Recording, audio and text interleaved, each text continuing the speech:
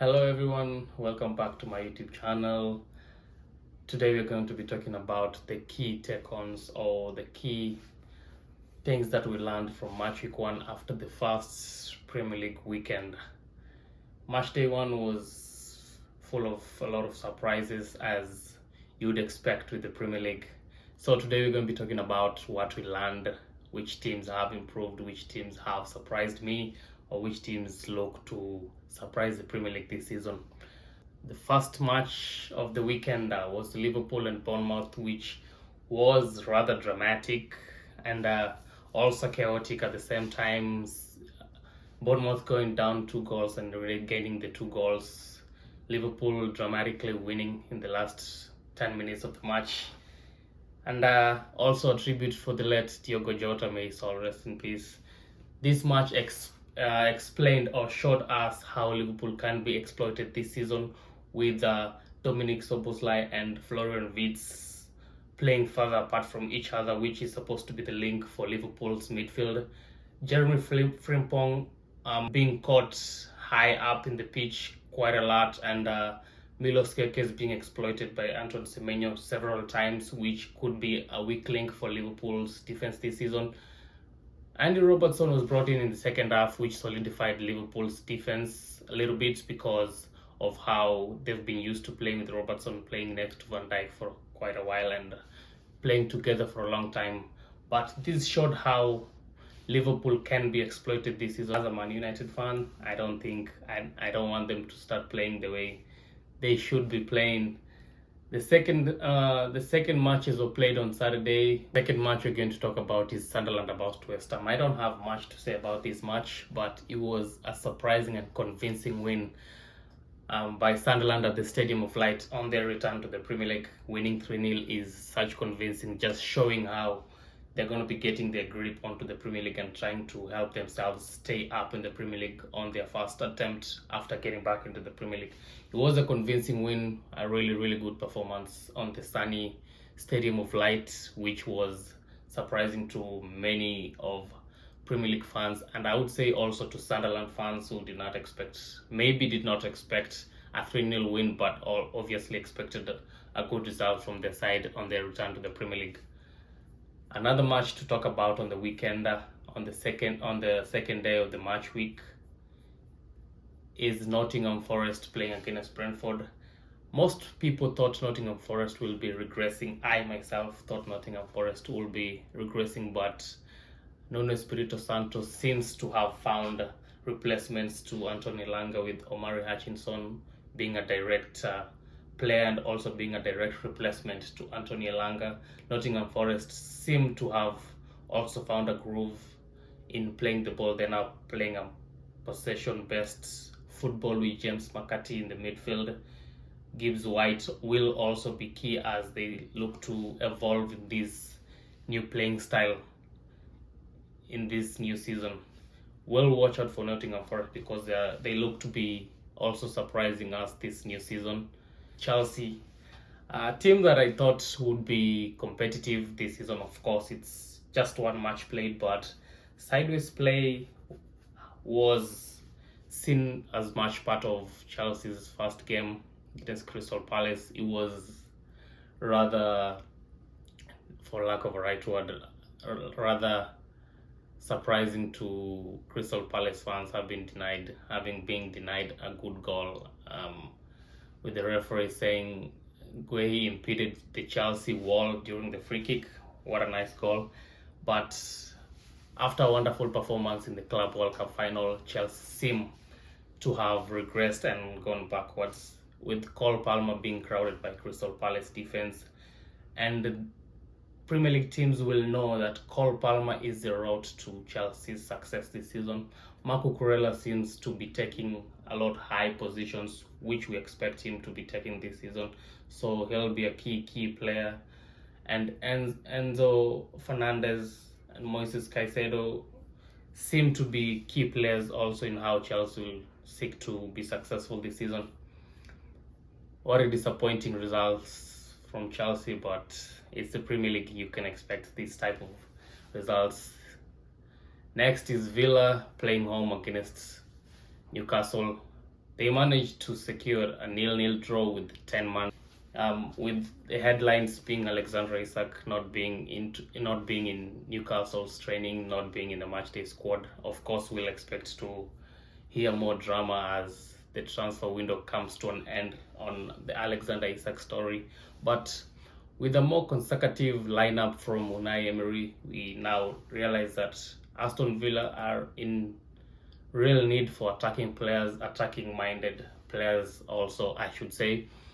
With Jay Ramsey also moving to Newcastle, which is also controversial in the Aston Villa space with fans, him having been from Aston Villa from a really young age.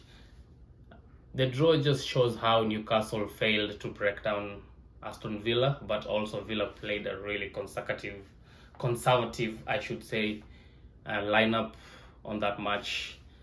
Just edging it out to a 0-0 draw was, I would say, a good result for Villa after going down to 10 men. The midfield duo of Onana and Tielemans seems to be gelling up nicely after one match, which Villa fans would hope it will keep getting better as the season progresses. 4-0 win to Man City as they went to Molineux on their first day of the Premier League. Wasn't a surprise, expected City to win the match. Tribute from Diogo Jota, having spent 3 years at Wolves helping them get back to the Premier League. He is highly regarded in the Wolverhampton fan base and the team itself. So this match just shows how Pep Guardiola is evolving this new season. I think he said a while ago that the Premier League is growing fast or is getting faster as the years goes by, and so we expect to see Man City now evolving into a fast transitioning team instead of a tiki-taka and possession-based team. They'll still be possessing the ball as you should expect from Pep Guardiola's teams, but they will be now progressing the ball faster than how they're used to progressing. With the introduction of Tijani Reinders in the midfield, he's a midfielder who arrives late in the box, so he'll be key on how Man City will be progressing. Played part in contribution for the first goal, scored the second, just shows how good he is. Man City seem to have found a really good midfield on how they'll be progressing this season. Well, you never know about Pep Guardiola. He always seems to find a way to just gel his team together and progress. But as I said, Tijani Reinders will be key on how Man City will look to progress this season. Ryan Cherki marked his Premier League debut with a goal, also a big signing for City. I did not expect City to lose that game, which they went on and win the game. An easy win for Spurs to a returning Burnley side. I did expect Spurs to win the match. They seem to be playing a really fluid type of football with Thomas Frank, which saw Richarlison score a wonder goal. What a beautiful goal from the Brazilian. So we'd expect Spurs to progress this season. They'll obviously improve from the last season finish with Thomas Frank at the helm. He's just trying to revolutionize or just take Spurs to the next step. Well, you never know about Spurs, but I expect Spurs to improve. Brighton and Fulham always a really solid team, always hard to play against. They just edged out to a 1-1 draw. Don't have nothing much to say there, but Brighton seem to have suffered from the lack of striking options this season. With Rutter starting ahead of Welbeck in this first match, well, we'll expect more from Brighton. You know how they keep evolving and how they just keep picking new talents as they move on. The biggest match of the weekend, Arsenal playing at Old Trafford against Manchester United, which we saw debuts from Bumo, Cunha and Benjamin Sesko later on came as substitutes.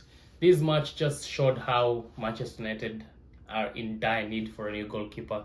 Bayern being yet a victim after being a victim on the 2-0 lost to Arsenal last season in December.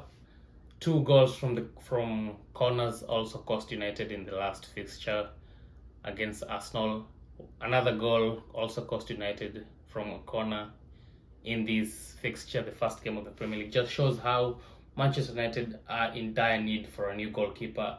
I thought Bayindir would do much better after the lessons he should have taken from the preseason and the last match against Arsenal, but he wasn't strong enough. There would be arguments that he was impeded, but I think he should have done better on that situation. He should have gone for the ball. It's your area. You're the goalkeeper. You should stay strong, go up. Make sure you're punching the ball away from the crowd. Make sure you're picking up the ball. You might get impeded, but you're the first one on the ball. Just commanding your area, he wasn't strong enough. We also saw Martin Zubimendi struggling in the midfield on his Premier League debut. You would expect someone would struggle on their Premier League debut. It's really intense.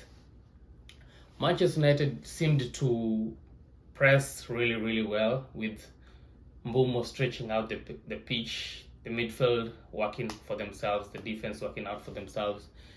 United exposed part of Arsenal's flaws this season, with United dominating the game, Arsenal registering a few number of shots and also not completing most of their passes. Arsenal only completed 75% of their passes, which is rather rare or uncommon to how Arsenal have been playing the last few seasons.